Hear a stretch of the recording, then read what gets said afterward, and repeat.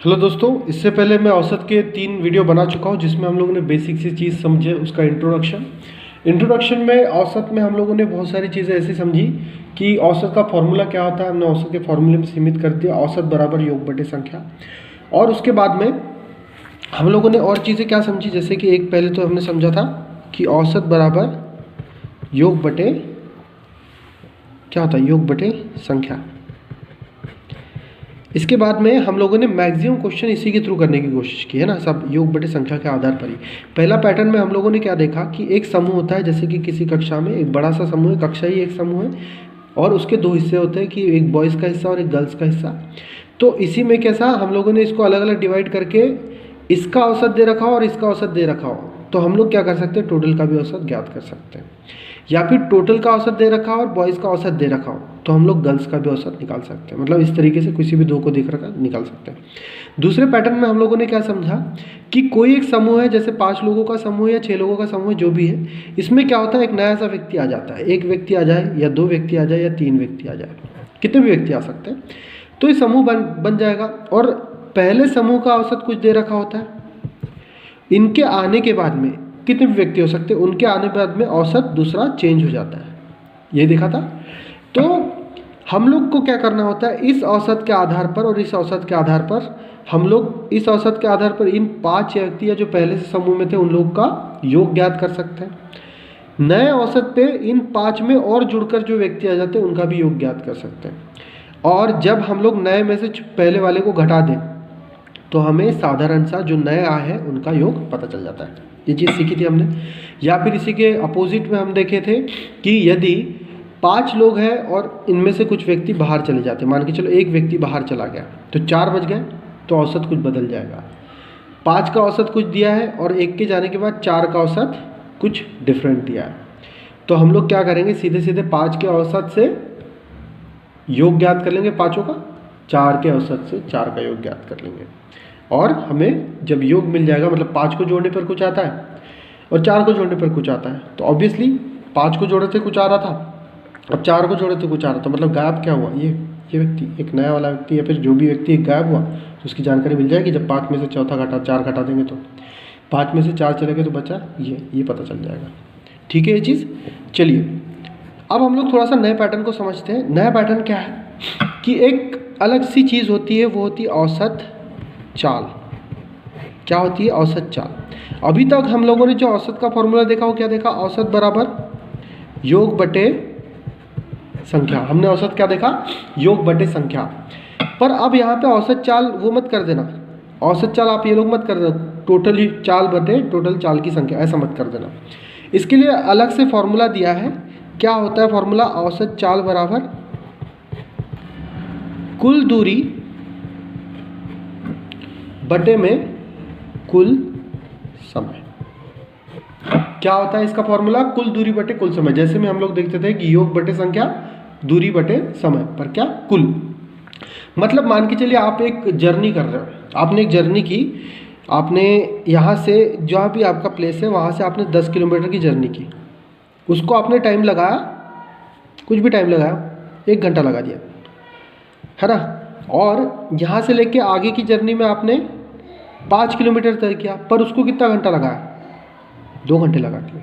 आपके पास में टोटल दूरी हो गई 15 और टोटल समय हो गया 3। तो ये क्या हो जाएगा, औसत चाल क्या होगा, कुल दूरी तो आ गई 15, 5 + 10 और कुल समय आ गया 2 + 1 3, 3 × 5 = 15। क्लियर है यहाँ पे, सिंपल सी चीज़। एक क्वेश्चन के थ्रू समझते हैं, इजी क्वेश्चन है, सेम क्वेश्चन है।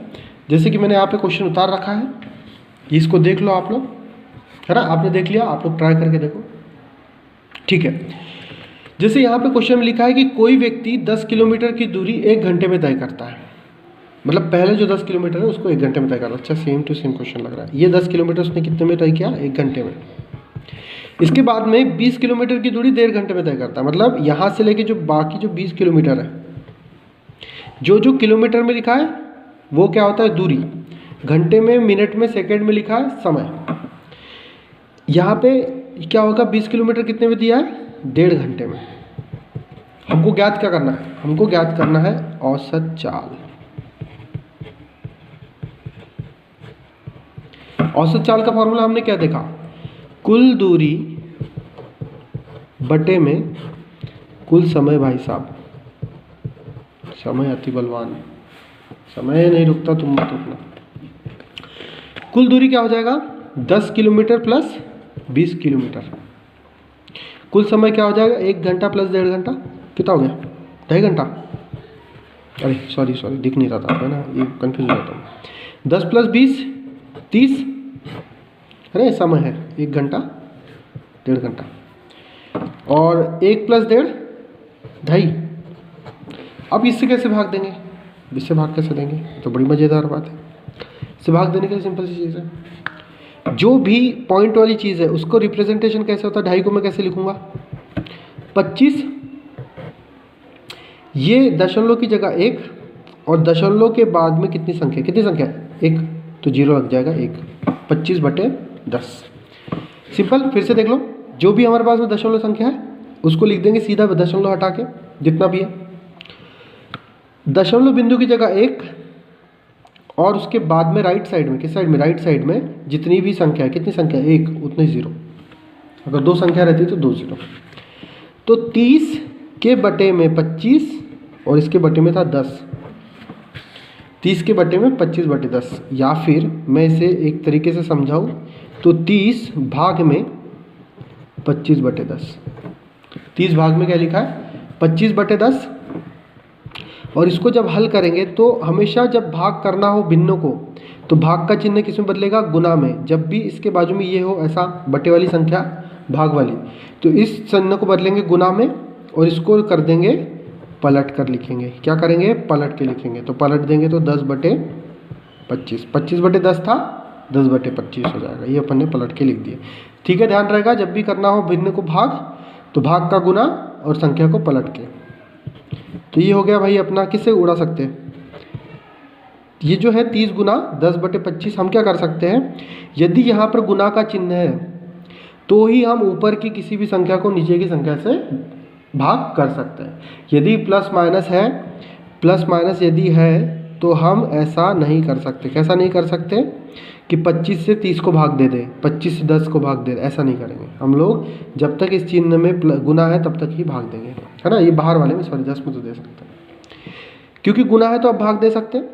5 25, 5 6 30। क्लियर है, एक ही संख्या से ऊपर नीचे दोनों भाग देना है। 6 गुना 10 60/5, कितना आ गया, 5 एकम 5, ऊपर भाग देंगे तो 5 एकम 5, तो सॉरी यार दिख नहीं रहा ना, इससे भाग देंगे तो 5 एकम 5, माइनस हो गया 1 बचा, ये 0 उतारा, 5 दूनी 10। ये कितना आ गया आपकी औसत चाल, 12 किलोमीटर प्रति घंटा। क्योंकि हमको दूरी दी थी किलोमीटर में और समय दिया था घंटे में, इसलिए किलोमीटर प्रति घंटा। क्लियर है यहाँ पे। इसी तरीके से इसमें थोड़ा सा नेक्स्ट आप लोग को दूसरा टाइप का दिखाता हूँ, क्वेश्चन कैसे करना है। तो ये क्वेश्चन है आप लोगों के पास में, है ना। दूसरे पैटर्न का एक क्वेश्चन है इसी में, औसत चाल में। हम लोग देखते हैं, इससे करके देखते हैं। तो बोल क्या रहा है कि एक व्यक्ति पहले 2 किलोमीटर 20 किलोमीटर प्रति घंटा की चाल से चलता है। मतलब ये क्या देख रहा है, 20 किलोमीटर प्रति घंटा चाल दे रखी है और ये दूरी से तय करता है, और अंतिम 2 किलोमीटर 10 किलोमीटर प्रति घंटा से तय करता है। औसत चाल ज्ञात कीजिए। मतलब क्या दिया है, 2 सेक्शन दिए हुए हैं कि 2 किलोमीटर पहले चलता है 20 की चाल से सीधा सीधा, और अंतिम 2 चलता है 10 की चाल से। क्लियर है। अब बोल रहा है कि औसत चाल क्या होगा। अच्छा, औसत चाल का हमारे पास में फॉर्मूला क्या है, औसत चाल का हमारे पास में फॉर्मूला तो ये है, कुल दूरी बटे कुल समय। यही है हमारे पास में फॉर्मूला। अगर मैं कुल दूरी को देखूं तो दूरी कितनी है, एक तो है 2 किलोमीटर और अंतिम में क्या है 2 किलोमीटर। टोटल कितनी है, 2 + 2 = 4। पर कुल समय दिया है क्या, यहाँ पे हमारे पास में समय ही नहीं दिया है, तो हमको समय कहीं ना कहीं से पता करना पड़ेगा। अब समय पता करने के लिए सिंपल सी चीज़ है, ध्यान में रखिए। यहाँ पे एक फॉर्मूला होता है समय दूरी का, चाल बराबर दूरी बटे समय। चाल बराबर दूरी बटे समय, चाल बराबर दूरी बटे समय, है ना, ये बार बार सुना भी होगा आपने। तो इस हिसाब से हम पहली कंडीशन में समय निकाल सकते हैं। पहली कंडीशन क्या थी, जब वो 2 किलोमीटर की दूरी 20 किलोमीटर प्रति घंटा की चाल से तय करा था। तो पहली कंडीशन में चाल कितना दिया है, 20 किलोमीटर प्रति घंटा, दूरी दे रखी है 2 किलोमीटर, और यहाँ पे समय पहला। तो समय पहला क्या हो जाएगा, जिस चीज़ को ज्ञात करना है उसको अकेला छोड़ना है एक साइड में। यहाँ पे देखो अकेला तो छूट सकता है यहाँ पे, पर ये कहाँ है, बटे में नहीं छूटना चाहिए, ऊपर होना चाहिए, प्लस में होना चाहिए, ऊपर होना चाहिए। तो मैं इसको ऊपर पहुँचाना चाहता हूँ, तो सीधे तो ऐसे ऊपर नहीं पहुँचा सकता, इसलिए मैं इसको बराबर के उस तरफ ट्रांसफ़र कर देता हूँ, क्योंकि ये ऊपर चला जाएगा, गुना में चला जाएगा। भाग की चीज़ किस में जाती है, गुना में जाती है ना, गुना की चीज़ भाग में। तो समय को ऊपर पहुँचाने के लिए क्या हो जाएगा, 20 गुना समय, 1 बराबर 2 किलोमीटर। ठीक है, अब अकेला भी तो छोड़ना है उसको, जो नहीं पता उसको अकेला छोड़ना है, तो इसको अकेला छोड़ दो।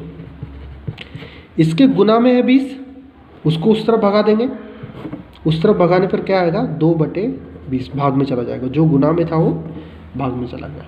क्लियर है यहाँ से। तो ये हो गया 2 पंचे 2 एकम 2, 2 दाम 20, समय बराबर 1/10, है ना, घंटा। 1/10 को क्या लिख सकते हैं, जब भी कोई संख्या है नीचे तो हम क्या करेंगे, 1 के साथ में कितने जीरो लगे, 1 के साथ में यहाँ पे कितने जीरो लगे, 1 लगा है, तो हम लोग ऊपर की जो संख्या है उसमें राइट साइड से गिनकर उतनी संख्या बाद दशमलव लगा देंगे। जैसे यहाँ पे 1 लिखा है तो 1 के राइट साइड में ये 1 हो गया, एक ही संख्या के बाद दशमलव लगाना, सॉरी ये 10 लिखा है, एक सेकेंड यार आँख में चला गया, ये बटे में 10 लिखा है, इसी की जगह अगर 100 लिखा होता या 1000 लिखा होता तो हम क्या करते, सीधा सीधा, एक मिनट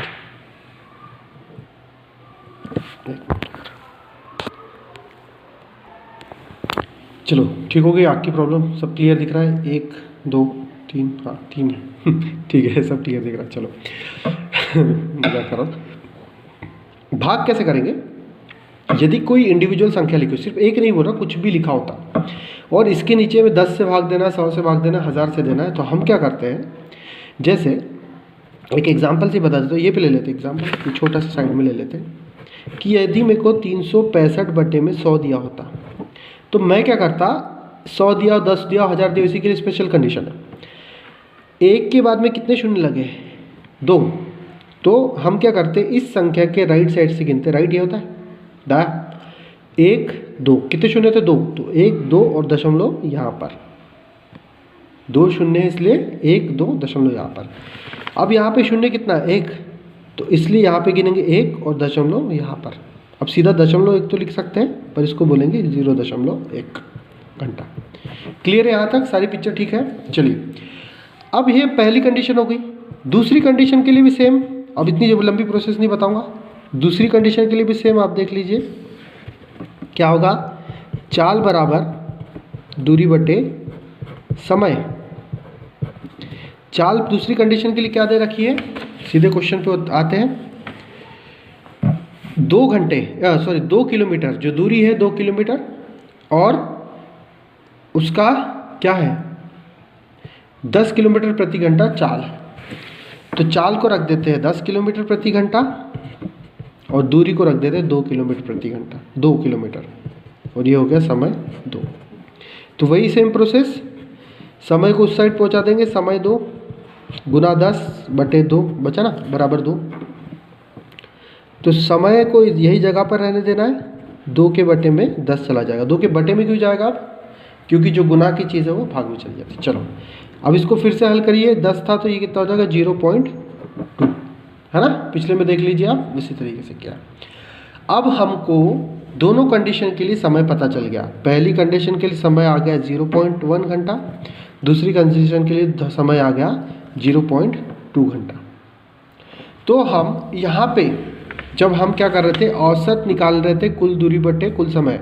दूरी पता थी, समय नहीं पता था। अब हमको समय पता चल गया, समय क्या पता चल गया, अब रख सकते हैं यहाँ पे इसके जगह पे 0.1 प्लस 0.2 कितना होगा 0.3।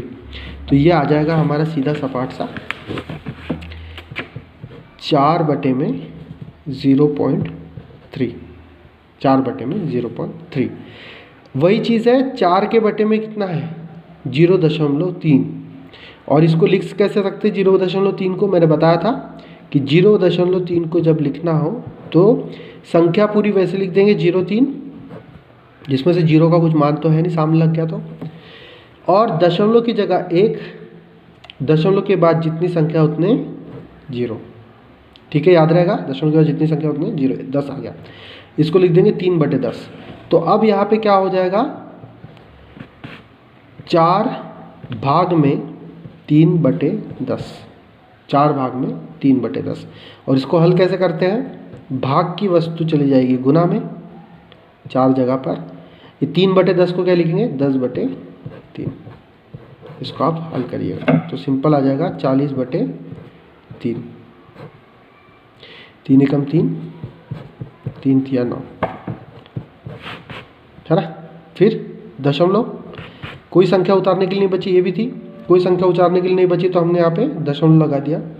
अब यहाँ पे जो 1 बचा है उसमें हम सीधे सीधे शून्य लगाएंगे। वही चीज़ है, उतनी बार दशमलव मत लगाते रहना, सीधे सीधे शून्य लगाते जाना। 3 तिया 9, फिर घटाते चलना, 1 बचा, नहीं उतार सकते और दशमलव लगाने की ज़रूरत नहीं है, सीधा यहाँ पे शून्य लगा के 3 तिया 9। तो उत्तर आ गया हमारा 13.33। तो हमारी औसत चाल क्या हो जाएगी 13.33 किलोमीटर प्रति घंटा। क्लियर है यहाँ पे। तो यहाँ पे हमारा औसत का टोटल चैप्टर समाहित हो जाता है। आप तीनों लेक्चर देख लीजिए, सारी चीज़ आपको क्लियर हो जाएगी। Thank you.